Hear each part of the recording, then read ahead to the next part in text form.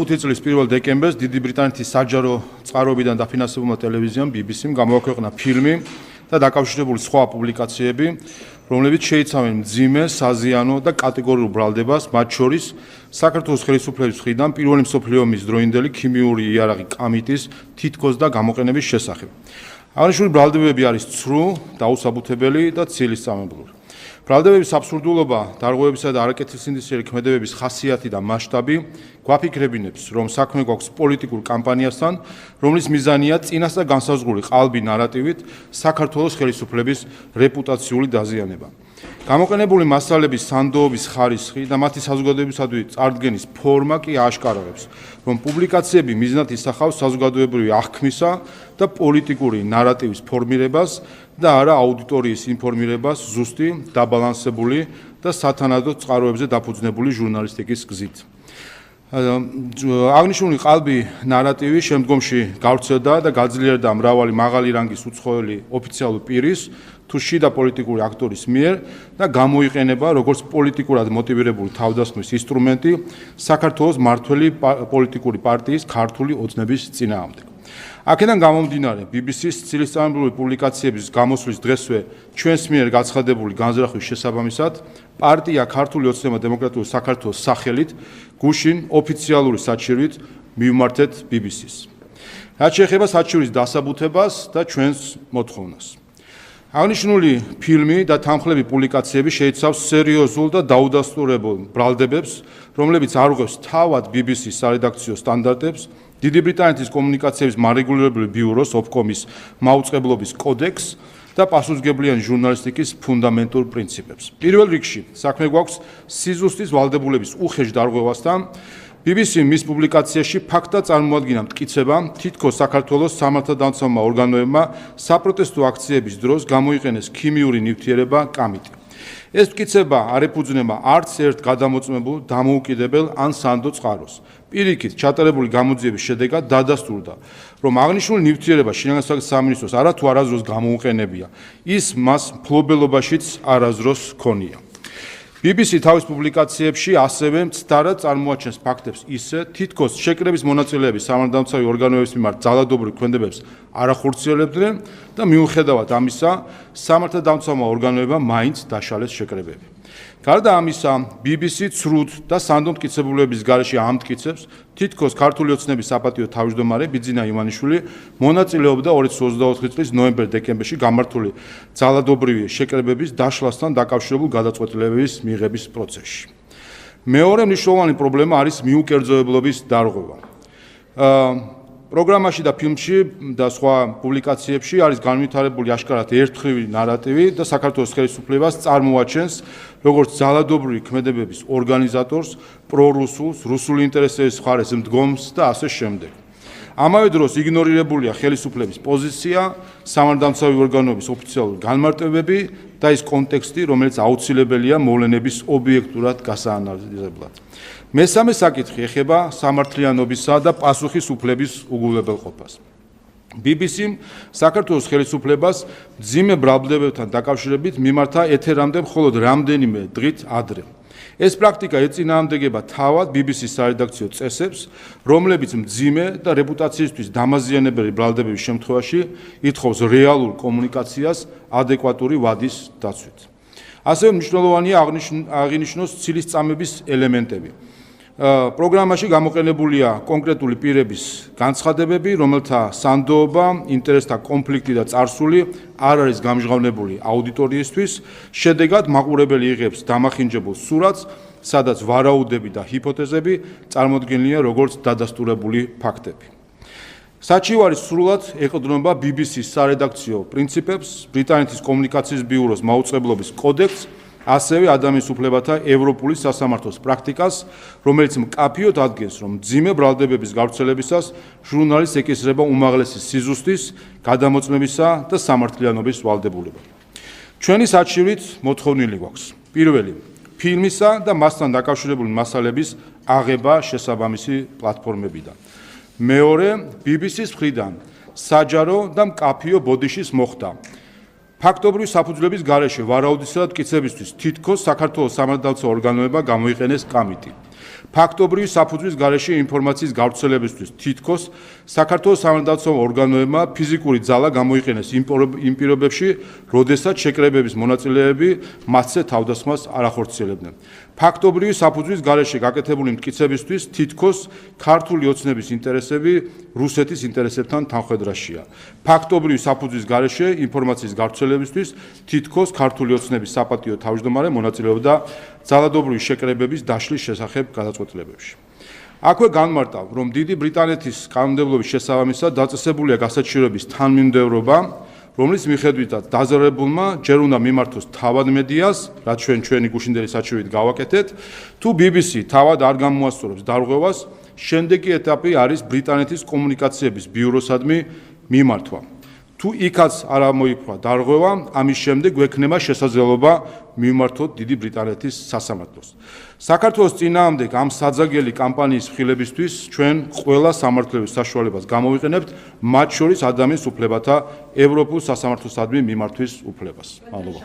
გაქვთ თუ არა მოლოდინი იმისა, გარდა იმისა, რომ ბრიტანეთის მაუწყებელი აღიარებს იმას, რასაც ითხოვთ, გაქვთ თუ არა მოლოდინი იმისა, რომ დადასტურდება ამ სარჩელით ვინ დგანს ამ ფილმის უკან რეალურად და რა ინტერესი აქვს მას საქართველოს ხელისუფლების წინააღმდეგ. ჩვენ შეგვიძლია უბრალოდ ვივარაუდოთ მათ შორის იმ კამპანიის მონაწილეების ხილვით, ასე ვთქვათ, ვინ ჩართული არიან ამ ცილისწამებლური ფილმის და ზოგადად პუბლიკაციების საფუძველზე საქართველოს წინააღმდეგ აგროვებულ კამპანიაში. თავად რა თქმა უნდა გასაჩივრების პროცესი ამას ალბათ ნაკლებად შეძლებს ამის გამოვლენას, ჩვენ რასაც მოველით არის რომ აღიაროს BBC-მ საკუთარი დარღვევები და შეძლებს დაგვრა შეეცადოს ამის გამოსწორებას ამ პუბლიკაციების წაშლით და ბოდიშის მოხდით. რაც შეეხება ვინ დგას ამ ყველაფრის უკან, ჩვენ ხედავთ და შეგვიძლია ვივარაუდოთ იმ აქტორების ხილვით, რომელსაც ხედავთ ჩვენ, ვინც იყენებს ამ ცილისწამებულ პუბლიკაციებს იმისთვის, რომ დააზიანონ საქართველოს. ევროკავშირის მიერ გავრცელებულ დროშის ამ თემაზე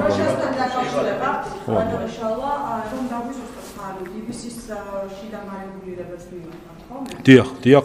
კიდევ ერთხელ ბრიტანეთის კანონმდებლობა არა, იმიტომ ითვალისწინებს შემდეგ შეზღუდვებს, ჩვენ ვერ მიმართ, ვერ გადავალთ სხვა ეტაპზე, მაგრამ სადამ არ ამოიწურება ის თანმიმდევრობა, რომელიც დადგენილი არის, ჯერ დაზარალებულმა უნდა მიმართოს თავად მედიას და შეზღუდული ვართ ამ მხრივ. იმ შემთხვევაში თუ იქ არ მოხდა დარღვევის აღმოფხვრა, შემდეგ მიმართოთ მარიგულირებელ ბიუროს, უბრალოდ კომუნიკაციების ბიუროს ბრიტანეთის, იქაც თუ არ მოიფრა დარღვევა, შემდეგ უკვე შეგვეძლება მიმართოთ სასამართლოს, იქაც თუ არ მოიფრა, მიმართავთ აუცილებლად სტრასბურგის სასამართლოს. ზოგადად ნახოთ, აქვთ გარკვეული ვადები, განსახილველად შეიძლება რამდენიმე კვირა, რამდენიმე თვე დაჭირდეს. სამწუხაროდ დიდი ბრიტანეთის კანონმდებლობა ამ მხრივ ცილისწამებლური მედია პროდუქტებისგან დაზარალებულების მხარეს იმდენად არ დგას, მათ შორის გარკვეული შეზღუდვები არის იმით, რომ გვაქვს განსაზღვრული ეტაპები, რომელსაც ვერ გადავახტებით პროცედურულად. ამიტომ ნახოთ, ჩვენ იმედი გვაქვს, რომ BBC გაიაზრებს თუ რამდენად მძიმე, უხეში დარღვევას ჰქონდა ადგილი და შეამცირებს საკუთარ რეპუტაციულ ზიანს და აღიარებს დარღვევას და გამოასწორებს ამ ზიანს.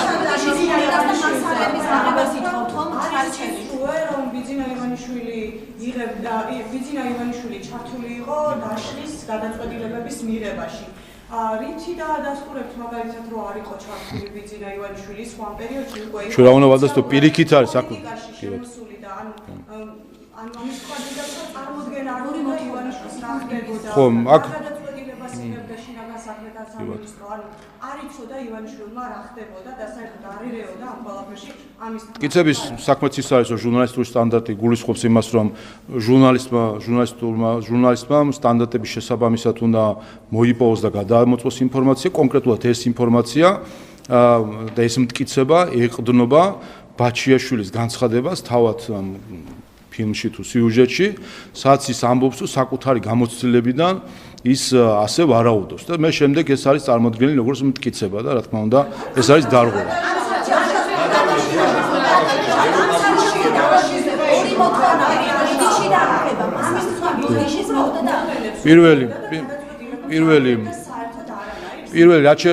რაც შეეხება ამას ვამბობთ, რომ ეს არის მცდარი და მცდარი მტკიცება, რომელიც არ ეყრდნობა არანაირ ფაქტებს, არანაირ მტკიცებულებებს და არის ვარაუდები აღებული და წარმოჩენილი შემდეგ სიუჟეტში და მათ შორის სხვა თამდევ პუბლიკაციებში როგორც ფაქტი, რაც არის თავად დარღვევა. რაც შეეხება მოთხოვნებს, კიდევ ერთხელ რომ გავიმეორო, დიახ, პირველი მოთხოვნა ეს არის რომ მასალების, იმიტომ იქ არის როგორც ვიდეო მასალა, სიუჟეტი, ასევე არის წერილობით პუბლიკაციების სტატია, მასალების აღება ბოდიშის მოხდა კონკრეტულ საკითხებთან დაკავშირებით მკაფიო და ცხადი ბოდიშის. შეიძლება რამდენი მისაღებია ის ფორმა, როგორც გუშინ მოგვილოცეს ჩვენ ევროკავშირის წარმომადგენლობამ დროშის დღე და რამდენი მისაღებია ის, რომ ამ დრომდე ჩვენ არ გვესმის განმარტებები შესაძლოა თბილისიდან. ხო, ჩვენ რაც გუშინ ვიხილეთ, ეს იყო პირველი, თუ კი მაინც და მაინც ევროკავშირის საელჩოს უნდა მოლოცვა, იქნებ ბოლოს და ბოლოს ევროკავშირმა აიღოს მაგალითი ამერიკის შეერთებული შტატების ახალი ადმინისტრაციისგან და ენახა თუნდაც გუშინ როგორ მიულოცა ამერიკის შეერთებული შტატების საელჩომ საქართველოს სახელმწიფო დროშის დღე.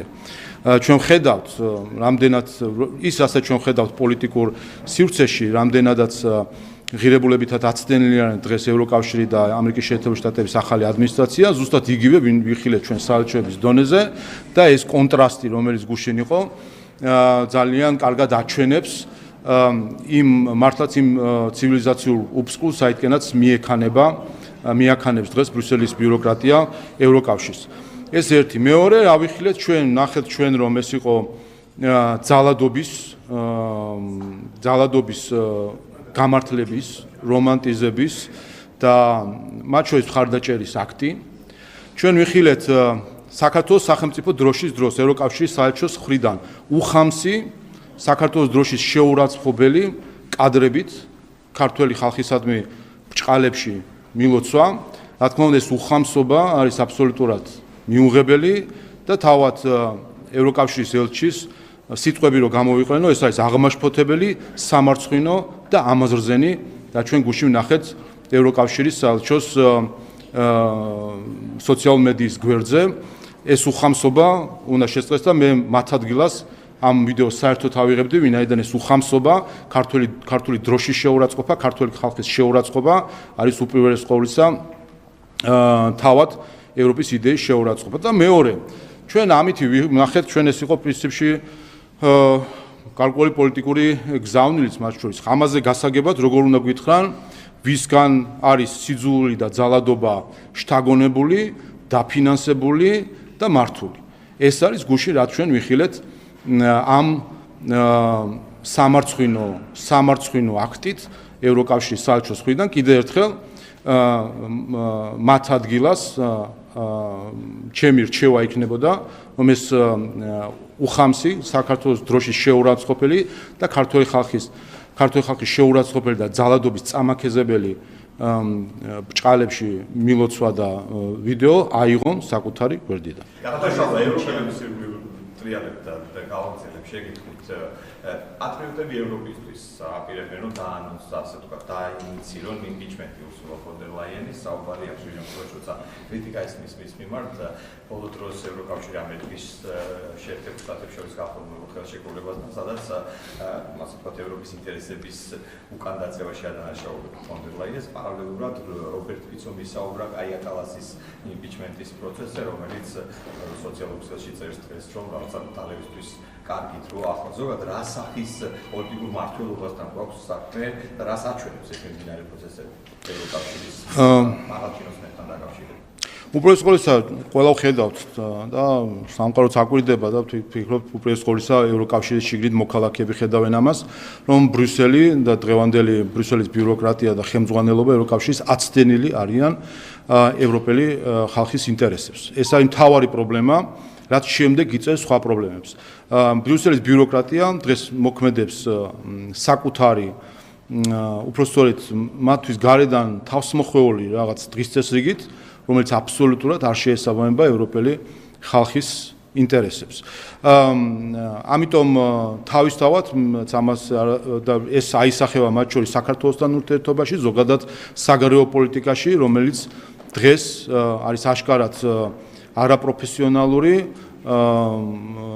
და შედეგები ჩანს კიდევაც ევროკავშირისთვის, რომელიც სერიოზული მოლაპარაკებების, განხილვების, მათ შორის იმას, რაც ევროპის კონტინენტს ეხება, ამისი სერიოზული მონაწილე არ არის და თავადაც ხშირად აღნიშნავენ, რომ ევროკავშირი უფრო მენიუშია, ვიდრე ზის მაგიდასთან ხატოვან გამოთქმას, რომელსაც თავად ევროპელები იყენებენ უკვე ევროკავშირთან დაკავშირებით.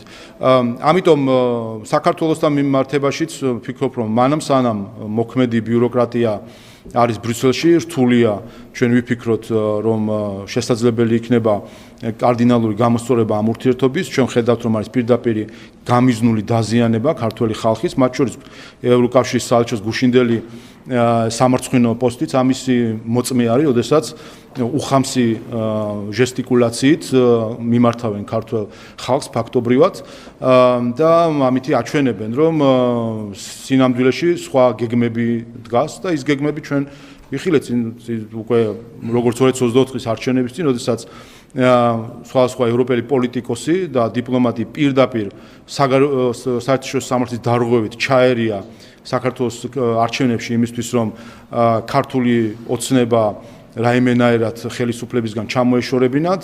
მეორე ვიხილეთ 4 ოქტომბრის ხელისუფლების დამხობის შეკრების მიმართ ღია მხარდაჭერა ევროკომისიის მხრიდან და ამის ეს პირდაპირ გვეუბნება საერთოდ ჯამში ბოლოს და ბოლოს მორჩნენ იქნება აი ამ ეგრეთ წოდებულ რაღაც მსგავს ვირეშმაკობას და თქვა პირდაპირ ხელისუფლების შეცვლა, რომ არის მათი მიზანი და რომ ეს არის სწორედ მთავარი პრობლემა, რომელსაც ვერ აგვარებენ, ვერ ცვლიან ხელისუფლებას, ქართველ ხალხი ყოველჯერზე ეუბნება საკადრის პასუხს ყველას, ვინც გარედან ცდილობს, რომ მას თავს მოახვიოს არჩევანი და მარცხდებიან ყოველჯერზე და შემდეგ რაღაც ბრაზის გამოვლინებები გვაქვს ხოლმე სხვადასხვა განცხადებების სახით. ეს პროცესი მიმდინარეობს 4 ოქტომბრის დაკავებულების.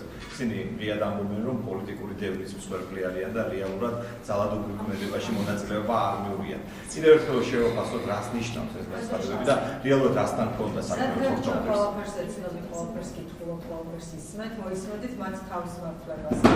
რას გაფიქრებინებთ ეს, როდესაც ასეთი მდგომარეობაში არიან იმაზე, რაც პირდაპირ ეთერში ნახეთ ყველა? 4 ოქტომბრის გადატრიალება და ხელისუფლების დამხობის ცდილება წარმატებული ყოფილიყო. დღეს ისინი თავს გმირებად წარმოაჩენდნენ და ისაუბრებდნენ ალბათ ხანგრძლივ ინტერვიუებში, როგორ დაგეგმეს, როგორ ჭკვიანურად გათვალეს, როგორ მოატყუეს სამართალდამცავი ორგანოები თუ ასე შემდეგ, თავის გმირობებთან დაკავშირებით ძალიან ხმამაღლა და ყელყელაობით ისაუბრებდნენ. თუმცა მას შემდეგ რაც ჩავარდა გარედან მხარდაჭერილი ხელისუფლების დამხობის სცენარი 4 ოქტომბრის, ნახეთ, ერთმანეთს ასწრებენ, თქვან, რომ არაფერი შუაში არ არიან, საერთოდ რა შეკრება იყო, ისიც ვეღარ წარმოუდგენიათ. ეზოში იყვნენ იმისთვის პრეზიდენტის სასახლის ტერიტორიაზე, გადავიდნენ იქ, რომ სამედიცინო დახმარება თუ რა ვიცი, რაღაც საექიმო ვალდებულებები შეესრულნენ, აბსოლუტური აბსურდი. რასაც ჩვენ ვიცით, რაც ეს სამარცხვინო და ეს სამარცხვინო რა არის, ესეთი სამარცხვინო თანამოქალაქეები რო არიან ჩვენს ქვეყანაში, ეს ერთია, მაგრამ ასეთ სამარცხვინო ხალხს ეყრდნობიან გარე ძალები. აი ასეთ სამარცხვინო ხალხს იღებენ ისინი, იყენებენ ისინი იმისთვის, რომ დააზიანონ ჩვენი ქვეყანა. და ეს უპირველეს ყოვლისა აჩვენებს თუ სახეს იმ ძალებისა, რომლებმაც კიდევ ერთხელ 4 ოქტომბრის ხელისუფლების დამხობის შეკრებას ღია მხარდაჭერა გამოუცხადეს და დღემდე არ გაუკეთებია განმარტება მასთან დავკავშირეთ ევროკომისიას ან მის ელჩს საქართველოში თუ რატომ როგორ მოხდა ეს და რასთან მქონდა საქმე, როდესაც ევროკომისიის პრესპიკერმა ღია მხარდაჭერა გამოუცხადა ხელისუფლების დამხობის მიზნით დაგეგმილ შეკრებას. იგივე თემასთან დაკავშირებით გითხავთ დღეს აი ეს ადამიანები ამბობდნენ, რომ მათ შორის უნდა დაიკითხოს ირაკლი კობახიძეც. თქვენი აზრით არის თუ არა მზად ირაკლი კობახიძე რომ გამოიკითხოს, ვინაიდან ამბობენ, რომ კობახიძე თქვა ესეთი რამ პარტიის ოფისში, რომ ისინი როცა მივიდოდნენ სადაც აპირებდნენ მისვლას, იქ დახვდებოდათ დიდი სიურპრიზი.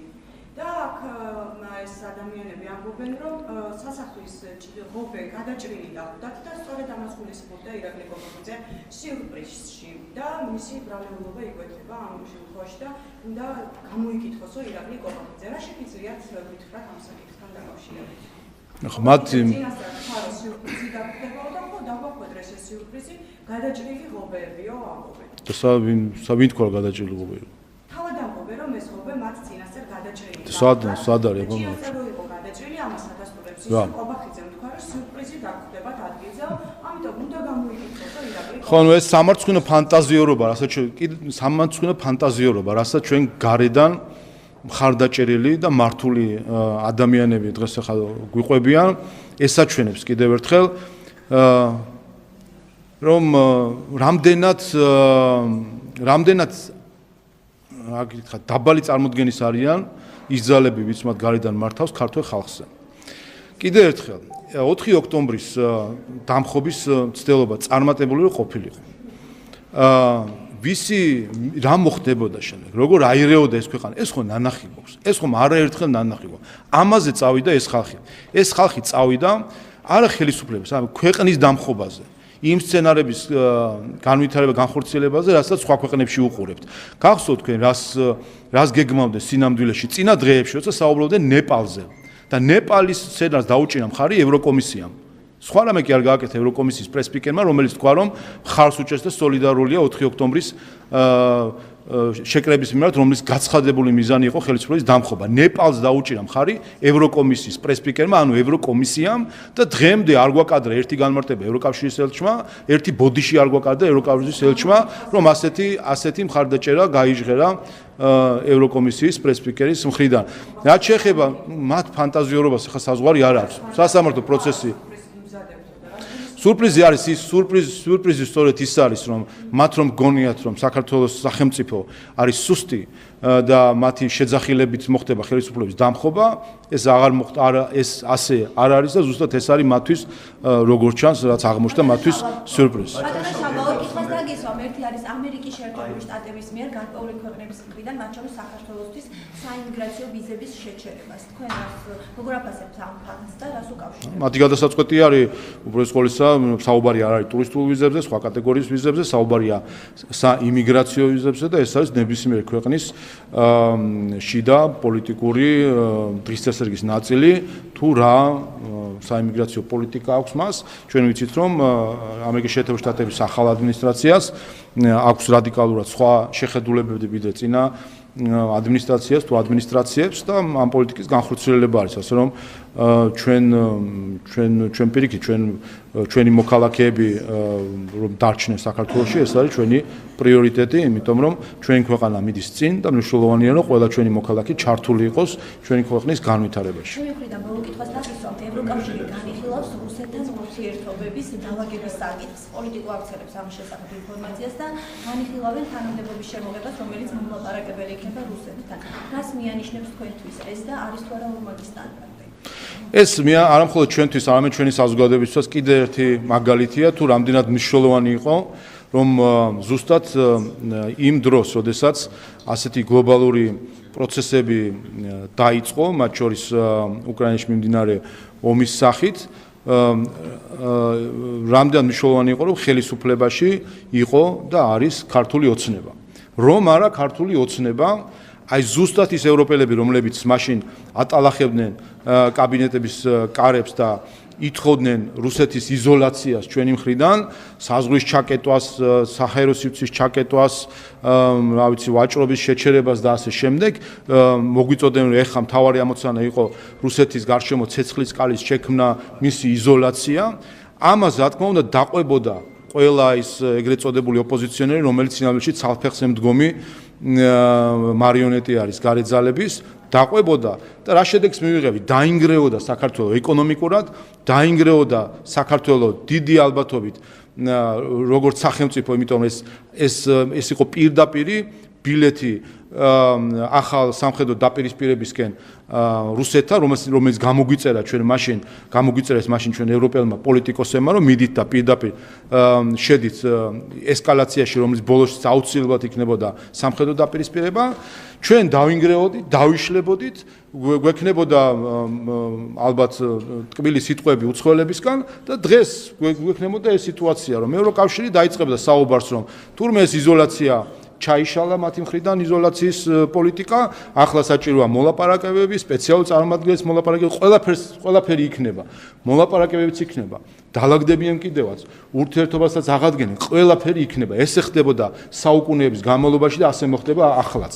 ერთადერთი სხვაობა არის ის, რომ ქართული ოცნების პირობებში ჩვენ ამ პროცესში კი არ დავზიანდით, პირიქით გავძლიერდით, დღეს ჩვენ ვართ ეკონომიკურად ყველაზე მზარდი ქვეყანა რეგიონში და დიდ რეგიონში მათ შორის ჩვენ უსაფრთხოების მხრივ არც ერთი რისკი არ შეგვექმნა და არ რეალიზირდა ამ პროცესებში და რომ არ ყოფილიყო და სხვაობა სწორედ ეს არის რომ ქართული ოცნების პირობებში ეს ხდება და რომ ყოფილიყო მათი NGO მართული ოპოზიციის კოჰორტა ხელისუფლებაში დღეს ჩვენ ვიქნებოდით დანგრეული ქვეყანა რომელსაც შეიძლება მოლდოვის პრეზიდენტის არ იყოს საფიქრალი ქონოდა ვინმე სხვა მიერთებოდა. იმიტომ რომ პატარა ქვეყანა ვერ გადარჩებაო, როგორც გავიგეთ დღეს ჩვენ გუშინ მოლდოვის პრეზიდენტისგან. ასე რომ აი ეს იქნებოდა, ყველასთან დალაგდებოდა, ასე არის სამყარო მოწყობილი, არაფერი ახალი არ არის, რაც არ გვინახავს.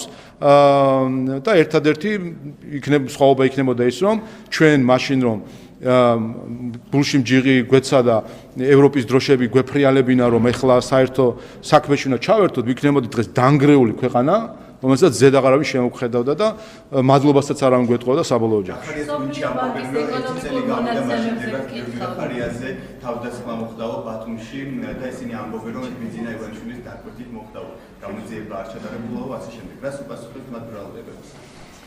აფეხა რა უნდა უპასუხო პარტიას, რომლის ლიდერი კიდევ ერთხელ ლენინივით ბერლინში ზის და ხა იქიდან მართავს სიტუაციებს. არასერიოზული პარტია, ხალხი მიდის ამ პარტიებიდან, მათმა ყველაზე ძლიერმა ლიდერებმა ხედავთ რომ დატოვეს პოლიტიკაც, არათუ პარტია, ასე რომ თანაგზნობის გარდა მე ვერაფერს გამოხატავ, თუმცა თანაგზობასაც არ იმსახურებს პარტია, რომელიც გენეტიკურ კოდში, მისი დაფუძნების საძირკველში ჩადებული არის ღალატი. პარტია, რომელიც დაფუძნდა, რომლის მთავარი, ასე ვთქვათ, საძირკველი არის ღალატი, იქ არაფერი იქიდან კარგი არ გამოდის. სოფლიო ბანკის მონაცემებზე გითხავთ, ეკონომიკური პერსპექტივა გამოქვეყნდა და საქართველოს ლიდერი კვლავ 5.5%-ით არის გაზრდილი, წინა წლის ივნისის ანგარიშის მაჩვენებებთან შედარებით. მსგავსი მზარდი და დადებით დინამიკა და ლიდერია ჩვენი ქვეყანა მიმართულებით კავკასიის რეგიონში, ასევე მოლდოვას და უკრაინას უსწრებს ისი დამსახურება. ეს უპირველეს ყოვლისა იმის დამსახურება არის, რომ ჩვენ არ დაუჯერებთ ბრიუსელს. ჩვენ რომ დაგვეჯერებინა ბრიუსელისთვის, დღეს ჩვენ ვიქნებოდით ეკონომიკურად დანგრეული და სახელმწიფოებრივად დანგრეული ქვეყანა. ეს ჩანდა მაშინვე ჩვენთვის და ზოგიერთ შეიძლება მას ვერ ხედავდა და დღევანდელი გადასახედიდან ეს კიდევ უფრო აშკარად ჩანს. მარტივი მაგალითების შედარება შეიძლება უკრაინაზე რომ არაფერი ვთქვათ ომში მყოფი ქვეყანა არის და გასაგებია რომ ეკონომიკური სტაგნაცია არის, ეკონომიკური ზრდის გარკვეული მაჩვენებლები არის, მაგრამ ეს არის მინუსებიდან ამოსვლის პროცესი, სადაც არის დღეს უკრაინა, რომელმაც 30%-ზე დიდი ეკონომიკური ვარდნა ჰქონდა ომიდან გამომდინარე და ახლა ასე ვთქვათ ინაზღაურებს ამ ვარდნა მინუსებიდან ამოსვლის პროცესში არის და ეს რეალური ეკონომიკური ზრდა არ არის სასწრაფოდ, მაგრამ მოლდოვაც რო ავიღოთ, სად არის ის 1.8 მილიონი, რომელიც სადაც უნდა აეშენებინა თითქოს მოლდოვა და გახსოვთ თქვენ ერთ-ერთმა ელჩმა აქ წამოგვაძახა კიდევაც რომ აგერ მოლდოვა 1.8 მილიონს იღებს, ის კი დაგვიმალა რომ სესხი არის ამ თანხის 95%. მაგრამ სად არის რატომ არ აისახება ეკონომიკაზე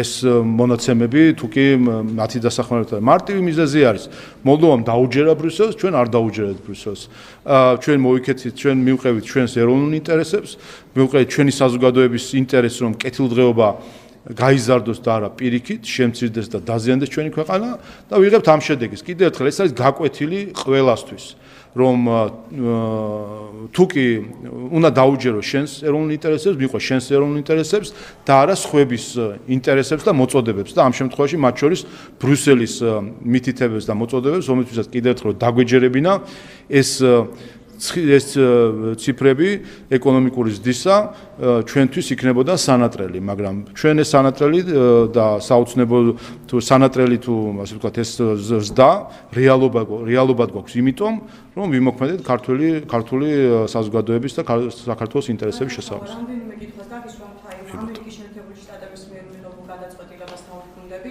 აი თქვენ რა გააკეთეთ ქართულმა ოცნებამ იმისთვის, რომ ეს გადაწყვეტილება არ ყოფილიყო მიღებული? ჩვენ უნდა გავაკეთოთ, ეს არის ამერიკის შეერთებული შტატების შიდა პოლიტიკური ნაწილი, ის რაზეც ამერიკის შეერთებული შტატების ახალი ადმინისტრაცია დიდი ხანია საუბრობს და ამ პოლიტიკას ახორციელებს. ამიტომ ეს არის, თუმცა ჩვენ ამასთან დაკავშირებით რაიმე კრიტიკული მიდგომა არ გვაქვს. ჩვენ პირიქით ჩვენი მოქალაქეები გვჭირდება საქართველოში. ჩვენ გვინდა რომ საქართველოს მოქალაქეებმა იზრუნონ და იყვნენ ჩართული საქართველოს გაძლიერებაში და აღშენებაში და არა სხვა ქვეყნების აღშენებაში. ჩვენ ისედაც 90-იან წლების პერიოდში განსაკუთრებით დიდი რესურსი, ადამიანური, ინტელექტუალური რესურსი გაედინა საქართველოსდან, რომელიც დღეს აშენებს და ავითარებს სხვა ქვეყნების კეთილდღეობას და საზოგადოებას. ამიტომ პირიქით ჩვენთვის მნიშვნელოვანია რომ ის აღშენებლობის პროცესი, რომელიც დღეს საქართველოში არის, ის ეკონომიკური მართლაც რეკორდული წინსვლა, რომელიც საქართველოს აქვს, ბოლო 60 წელიწადში გაორმაგდა ეკონომიკა საქართველოში ყველა პარამეტრებით, რომ ამ აღშენებლობის პროცესში ყველა მოქალაქე იყოს ჩართული.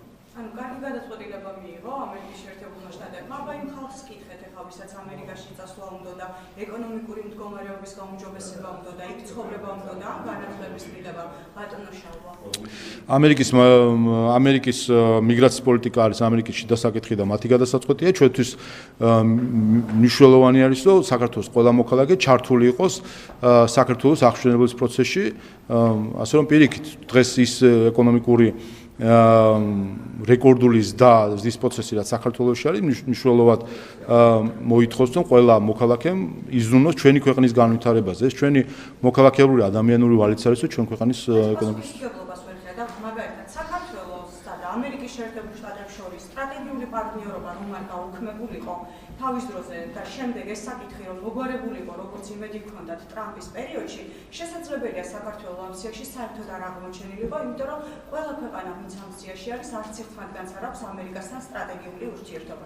ამიტომ გეკითხებით, თქვენი პასუხისმგებლობა არის თუ არა ის, რომ ჯერ დავკარგეთ ეს სტრატეგიული ურთიერთობა და შემდეგ ვერ გამოვასწორეთ, ვერ დაალაგეთ. რა თქმა უნდა, ტყუილია, რასაც თქვენ ამბობთ, არის ტყუილი და მნიშვნელოვანია რომ აქვე ითქვას, რომ ეს არის ტყუილი, რასაც თქვენ ამბობთ, თითქოს იმ 76 ქვეყნიდან, რომელსაც ეხება ეს და რამის ნახევარი დედამიწა არის, სტრატეგიული პარტნიორობა არ აქვს ამერიკის შეერთებულ შტატებთან. თუნდაც უახლესი მაგალითი გითხრათ, არის სომხეთი, რომელიც ამ სიაში არის, რომელსაც იცით სტრატეგიული პარტნიორობა აქვს სულ ახლახან. ხო, ანუ რა წეს, ანუ სომხეთზე მოახდინა გავლენა. სომხეთზე მოახდინა, ანუ თქვენი ვარაუდი არის ცდარი. რატო მოხდა ეს სომხეთის შემთხვევაში? არ გაქვს პასუხი. არა, იმიტომ რომ იცით ამას ქვია ყალბი წარამძღვრებით მსჯელობა, როდესაც ყალბი წარამძღვრები გაქვთ, როდესაც გაქვთ ყალბი წარამძღვრები, აუცილებლად მიხართ ყალბ დასკვნამდე. არ უყურეთ უყურეთ თქვენ ან ტყუილი თქვით, ან შეცდით და ხოჯობია რომ შეწყვიტოთ ახლა ეს თემა, ვიდრე თქვენი შეცდომაში ჩაიხლართოთ კიდე, იმიტომ რომ ამ წუთზე აქვე გამხილეთ. ან შეცდომა იყო, ან ტყუილი, არც ერთია კარგი, არც მეორე არის, მაშინ მორჩით. ან არასწორი დაშვება არის. შესაბამისად.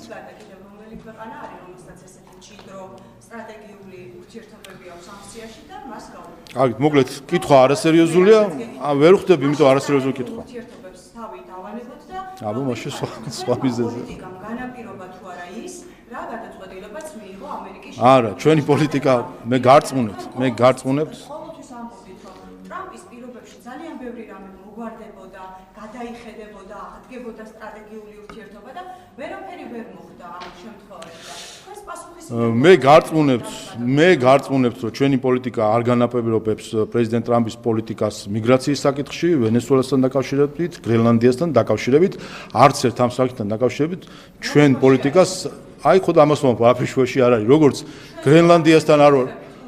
გრენლანდიასთან არ ვარ ჩუაში და ვენესუელასთან არ ვარ ჩუაში, ისევე არ ვარ ჩუაში პრეზიდენტ ტრამპის მიგრაციის პოლიტიკასთან, რომელიც კიდევ ერთხელ ამ გადაწყვეტილებით დედამიწის ნახევარში ეხლა ამას. დავასრულებ ბარებად ჩემ თემებს.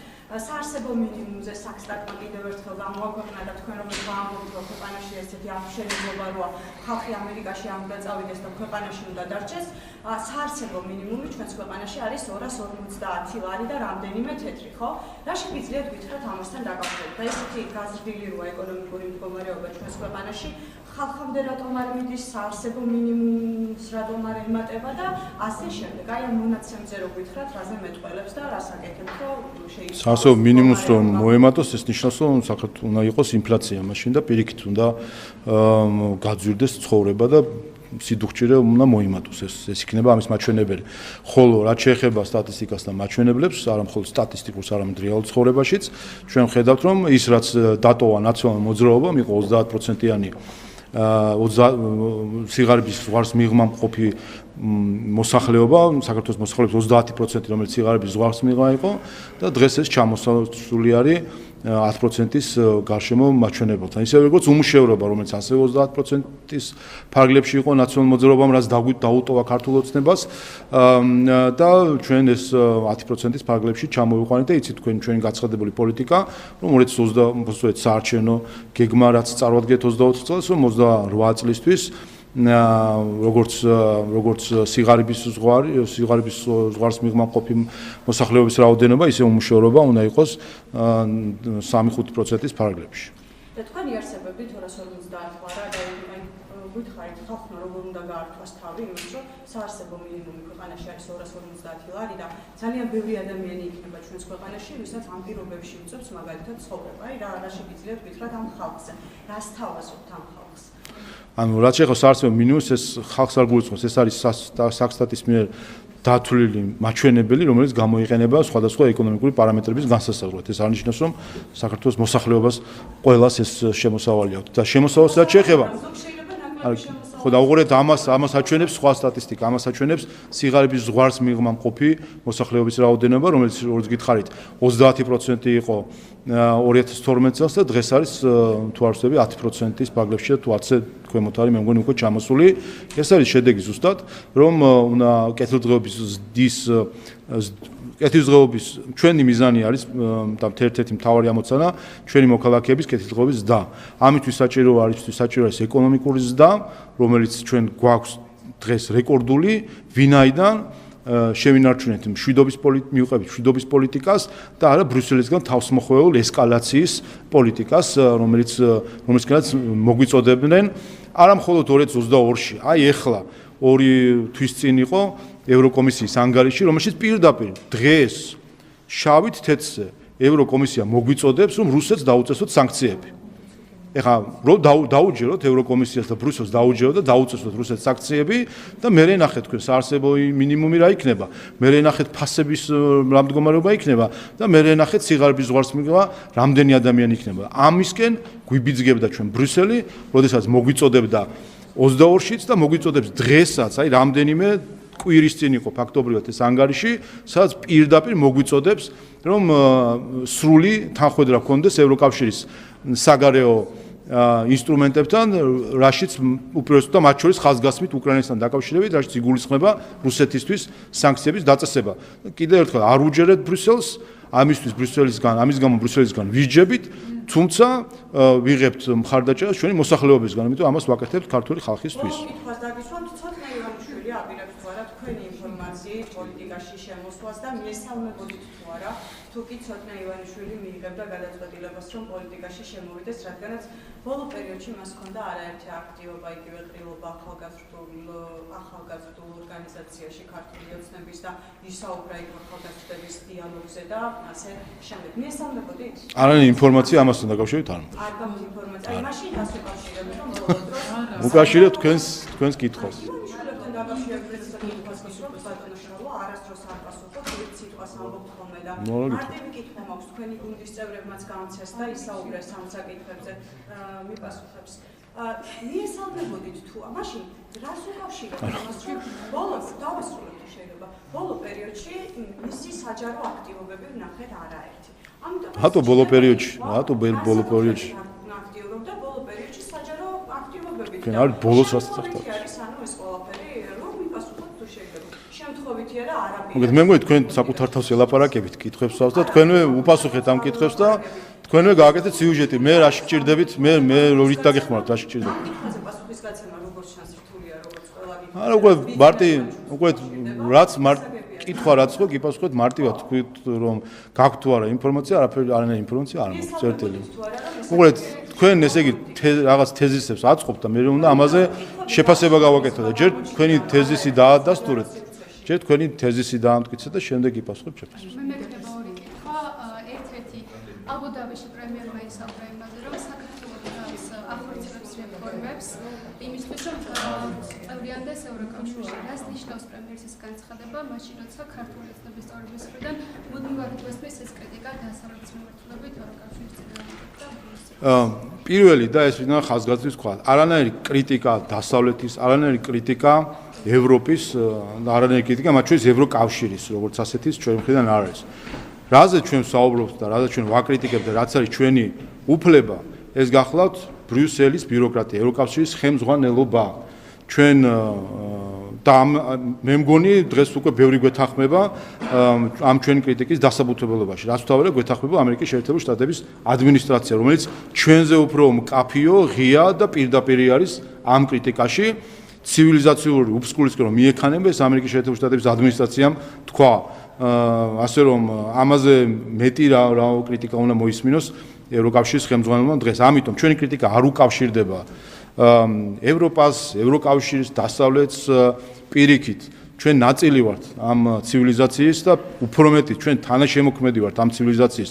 ჩვენ ვსაუბრობთ ევროპაზე, ჩვენ ვსაუბრობთ რაღაც სხვა კონტინენტზე მყოფ ცივილიზაციაზე, ჩვენ ვსაუბრობთ იმ ცივილიზაციაზე, რომელიც ჩვენ შევქმნით.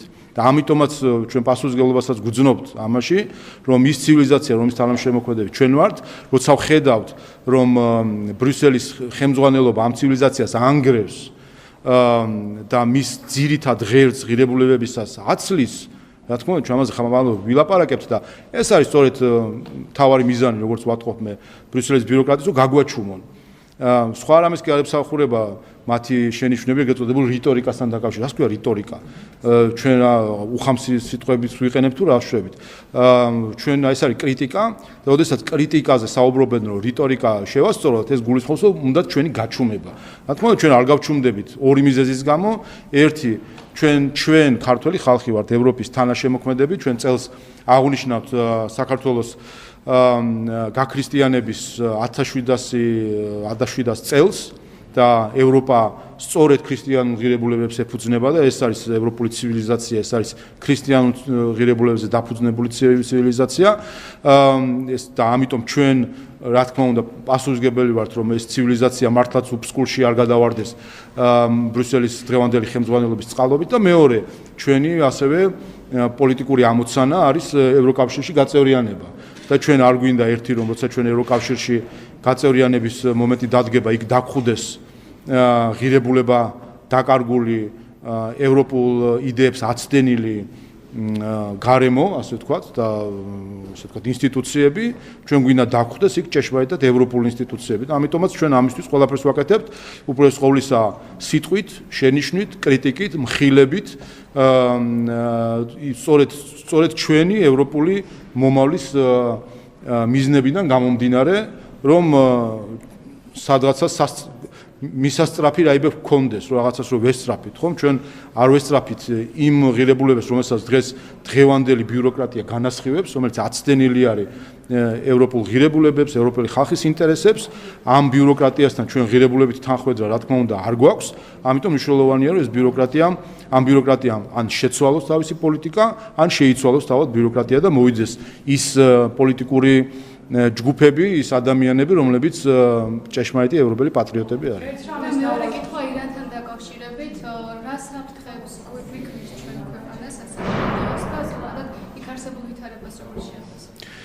ზოგადად, როდესაც რეგიონში მსგავსი პროცესები არის, აქ კიდევ ერთხელ უნდა დავფიქრდეთ და გავიაზროთ, სად ვართ, რომელ რეგიონში ვართ, როგორ რეგიონში ვართ და აქ ხარ ვართ პირველად, ხომ? ასე ვართ ათასწლეულები და რაც ხდება, ასეთი ტურბულენტობა მომხდარა ბევრჯერ საუკუნეების განმავლობაში.